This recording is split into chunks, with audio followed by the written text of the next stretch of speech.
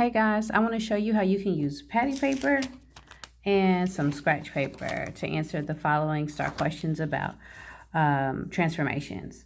So this first question here is, a figure was transformed on a coordinate grid using the rule XY yields negative X, negative Y. Which of the following describes this transformation? So again, start off with the positive X, positive Y. And we want to see which describes the transformation. Well, you can have your students with a blank sheet of paper, grid paper, and patty paper. First thing you want them to do, just draw the X and Y axis. Positive, positive, negative, negative. Again, because this is 0, so everything to the right of 0 and above 0 is positive. And below, to the left of 0 is negative. So then they're going to take their patty paper, put it over the origin. And again, our rule in the question was positive X, positive Y yields negative X, negative Y. Well, if they try the reflection first, they'll see, well, that one doesn't work because the Y remained positive. And then they'll see that if I reflect it over the X-axis, that still doesn't work because the X still stays positive, but the Y is negative.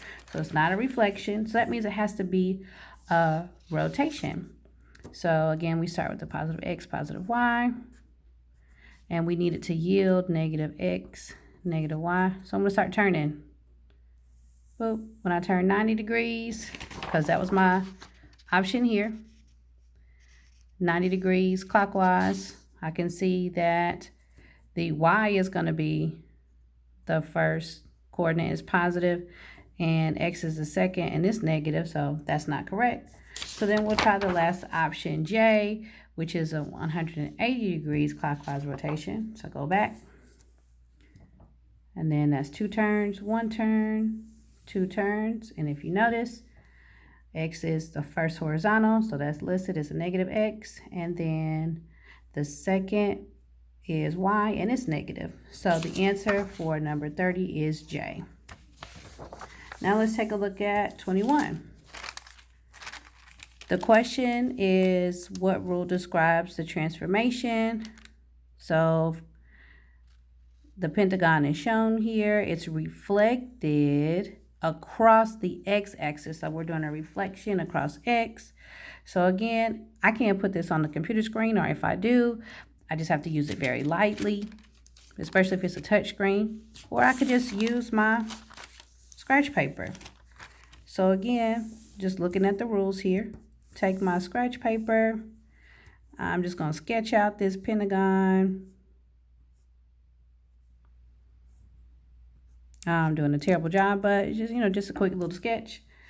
And we're doing a reflection across the X-axis.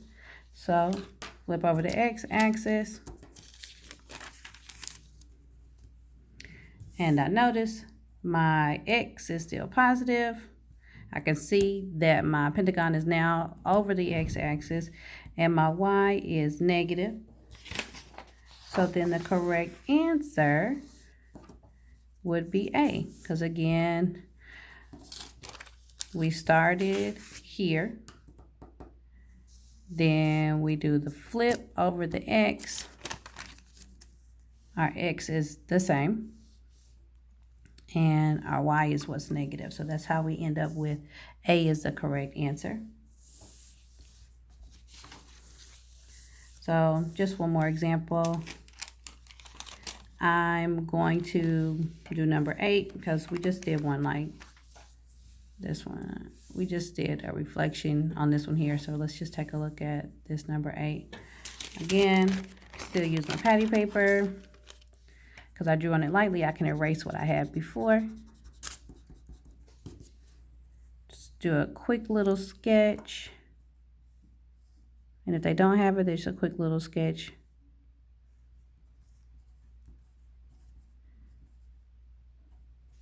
From viewing on the computer screen. My question says 90 degrees clockwise. So I use my scratch paper, 90 degrees clockwise from here to here.